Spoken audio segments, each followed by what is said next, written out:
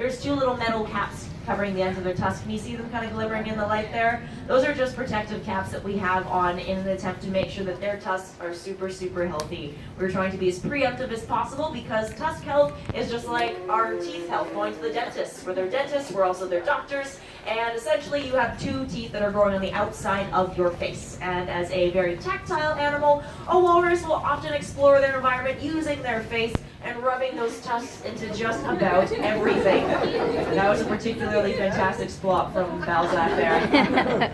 Thank you all for distracting me. Anyway, tusks are very important. Their health is very important too. We want to make sure that both the tusks are healthy as these two grow up, get used to their new environments and explore their worlds, but also we want to make sure the surrounding habitat is safe as well, or walrus-proof for their healthy bodies. And we're going to keep changing those caps. We've already had to change them out a few times because their tusks are growing, but this is an important part of their health care. It's something we're going to keep up. We want to make sure that those tusks are going to be in great shape for many, many years to come. As a walrus, like I said, you do haul out onto the ice with your tusks.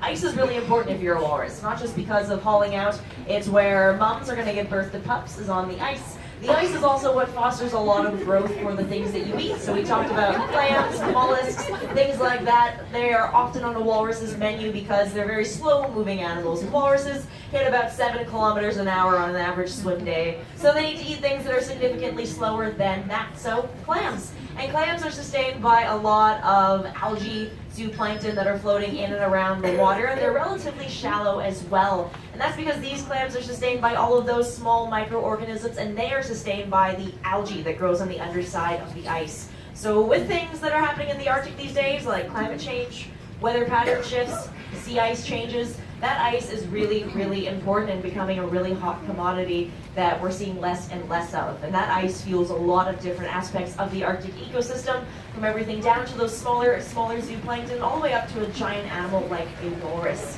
Understanding more about these species and what we can do to take care of them here at the aquarium will give us a lot more information to then go back to the Arctic with, so we can actually try and see if the Arctic is giving them the conditions that they need for survival. And if not, we can try and figure out what we can do about it. It's not going to be easy. It's going to be a long, long, long world of research.